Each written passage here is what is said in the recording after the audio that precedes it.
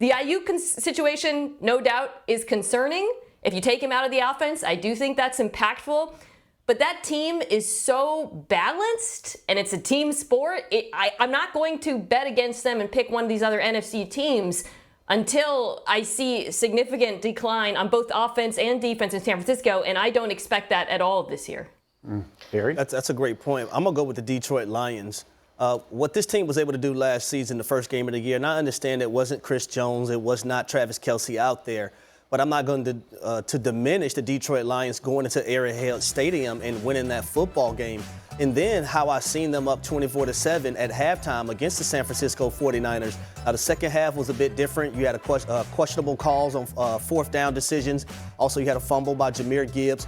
But I like how intentional they were on the defensive ball and understanding and knowing that we have to get better on this side if we want to contend for a Super Bowl, and bringing in the players that they did defensive line-wise to go with Aiden Hutchinson, and also in the secondary to pair up with Brian Branch. So I'm going with the Detroit Lions. Their culture, their identity, I love it. So that's why I'm rocking with them.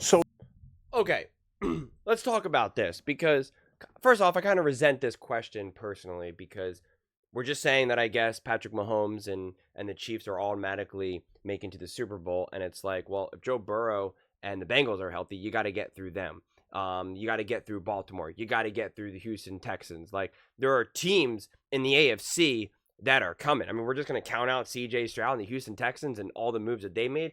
That's insane. That doesn't make any sense to me. If we want to just answer this question in terms of which NFC quarterback can get to the Super Bowl, also, it's a dumb question because it's not just individual. Can we stop with this nonsense of just trying to prioritize the quarterback over anyone else?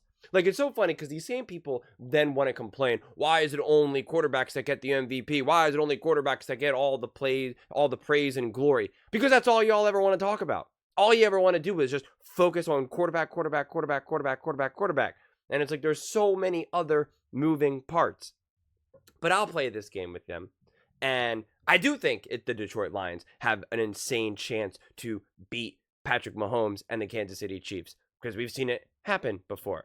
I do think that the 49ers can beat the Kansas City Chiefs. I do think that the Packers can go ahead. I know Lions fans aren't going to hear that, but the Packers will absolutely have a great chance. We've also seen that before. What about the Eagles? Like, I can't believe this says, NFC teams most likely to make Super Bowl. This is the 49ers, Lions, and then Cowboys. I don't even know what to do with that. That doesn't even make sense. Literally, like a month ago, I think the chances were 49ers, Lions, and Eagles. And now the Eagles aren't even top 3 in the NFC. That makes no sense, and that's a bunch of nonsense. I like how it just says ESPN analytics. Like, okay, sure, whatever the heck that means. You're not going to tell me that the Cowboys have a better chance than the Philadelphia Eagles. Makes no sense. You're not going to tell me that the Cowboys have a better chance than the Green Bay Packers. That also makes no sense to me whatsoever. Bunch of nonsense out there. So make no mistake about it. There are legit teams right now in 2024 ready to win. That's the reality. For a big stretch, the Kansas City Chiefs were in a position to be able to take advantage of these other teams that, quite frankly, were just not ready. And that is the advantage that the Chiefs have. Not only are they a great team with one of the greatest quarterbacks to ever live, with one of the greatest coaches to ever live, with one of the greatest tight ends that ever lived, with arguably the best defensive coordinator in the game. They have massive advantages. Not to mention they have the experience. They know what to do. They are never going to be outcoached. You are not going to outcoach Spags or Andy Reid. Just not going to happen. So how these other teams can beat the Kansas City Chiefs is, one, they either just have to be straight up better, right? They just have to have better players, better team, right? And just a more complete team. That's how they win. Or they have to minimize mistakes. They have to play more. You can never play perfect football, but you have to play as close as you can to perfect football. And quite frankly, that's how the Kansas City Chiefs were able to win last year. They played closer to perfect football and let the other teams, whether it be the Bills, the Ravens, the 49ers, they let them make their mistakes, while the Chiefs did not. And the Chiefs were able to win in every single round and win the Super Bowl. That's really what it boiled down to. That's really, truly what it came down to. They just minimized their mistakes, while the other teams ultimately made mistakes And the Chiefs capitalized on it. It was really that cut and dry. We don't have to complicate it any more than that. It wasn't Patrick Mahomes' magic, Andy Reid's magic. Like, sure, that all existed, but if we could just boil it down to just a sentence or less, that's what it was. So the question is can the 49ers do that? I believe they can. Can the Lions do that? I believe they can. Can the Packers do that? I believe they can. Can the Texans do that? I believe they can. Can the Eagles do that? I believe they can. Right? Like, those are my beliefs. That's what I'm imagining. I do not think the Cowboys can do that. I think the Bills got the question mark. The Ravens got the question mark. The Bengals got the question mark. And again, it's not so much to say that those teams are better or worse than these other teams. That's not necessarily what I'm saying. It's just we've seen the 49ers play complete perfect football. We've seen the Lions play complete perfect football. We've seen the Packers play complete perfect football. We've seen the Eagles play complete perfect football. I think we've seen the Texans, because I think the Texans will also be even better now and more situated. So, yeah, I mean, a question like this to me ends up just being forced. Quite honestly, I think a clip like this is made because they just want to be like, who can knock off Mahomes? Like, they just want that sentence right there. Which quarterback can get to a Super Bowl and knock off Mahomes? Any quarterback, because it's not just a quarterback. They're not playing one-on-one football right now. It's an entire team. Like, what are we talking about? They're just so obsessed with just putting a name, an individual name, a person, to like every single thing. And that's why I think there's such this double, triple, quadruple down in media with quarterbacks, because it makes it so much easier. It's why they do it with basketball, why they're so obsessed with LeBron and Steph. And obviously they're amazing players, and they've deserved that obsession, but they only want to talk about those players because it's easier for fans and audience members and people who either watch it on TV or on YouTube. It's just easier to put the name to the segment. I'm watching this segment and they're talking about LeBron James, right? Like, it's simple, it's straightforward. And the same thing with this. It's like Mahomes. Can Mahomes beat Purdy? Can Goff beat Mahomes? And it's like, what?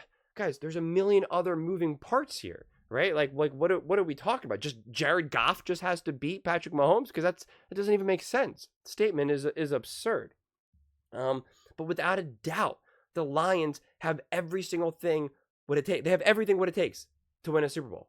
Without a doubt. They have everything. They have the quarterback. They have the defense. They have the offense. They have the coordinators. They have the offensive line. They upgraded at defense. They have the run game. They have the offensive weapons.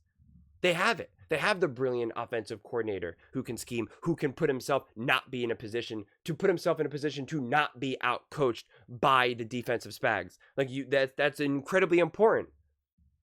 So it's just, of course the Lions have what it takes, but to reduce it to, does Jared Goff have what it takes, is an absurd emphasis that I personally want to try to get away from, but it seems like it's just inescapable, unfortunately, because that's just the way it goes. You can even see the title of this video. It says Goff ? Purdy ? Stafford ? Smiley face, looking like that. It's like, what are we talking about here? What are we talking about? It makes my head honestly want to explode. I also just watched Team USA versus Serbia, and it was like watching that team, all these amazing big names, play as a team, play unified. You weren't watching just LeBron James, just Steph Curry, just KD. You were watching them together. You were watching them play unified. You were watching Team USA. What made them special was that they were playing together, not individually. That's what it sounds so corny. It sounds like this is now kind of some sort of like American propaganda thing. United we stand, divided we fall. Like, honestly, that's literally what Team USA was for basketball. What made them next level was that they were greater than the sum of their parts. And that is what makes the Lions great. That is what makes the 49ers great. That is what makes the Packers great. They're greater than the sum of their parts because it's everything they got together. It's not just Jared Goff putting this team on his back, right? He's got his weapons. He's got the OC. Like, it's just, I'm just so sick of this just like singular comparisons where it's just like, does Goff have what it takes to beat, Patrick Mahomes? It's like, oh my God. Are we just going to have to answer these questions once a week, once every 2 days until the end of time? I mean, it's just like, I just can't. For those of you who are a little bit older, like, Is this how it was back then? Because I don't really know. I don't really remember at this point. I didn't really consume the media like this at that point. You know, YouTube really wasn't what YouTube is. Like, is this what we did? Can Tom Brady beat Peyton Manning? Can Peyton Manning beat Tom Brady? I mean, is that all we ever talked about? Just those singular quarterbacks, and just didn't worry about anyone else on the team? This just doesn't make sense to me, and it's getting old fast for me personally. But those are just my thoughts. I would absolutely love to hear yours. What do you guys all think? Do you think any of these teams can apparently knock off Patrick Mahomes? And do you think it'll come down to Purdy, Goff, Jordan Love, Jalen Hurts? Let me know in the comments below. I read every single comment. So whether you agree with me or disagree with me, either way, let's get in some discussions. Let's get in some fights. But ultimately, let's just have some fun. And please do consider subscribing. We are building an amazing community here, and I would absolutely love to see you part of it. I want to build something that we all genuinely feel connected to. Something that we're really excited to be part of. I think we're well on our way to doing it. And please don't forget to give this video a thumbs up, as it really does help with the visibility and the algorithm. Thank you so much, and see you next time.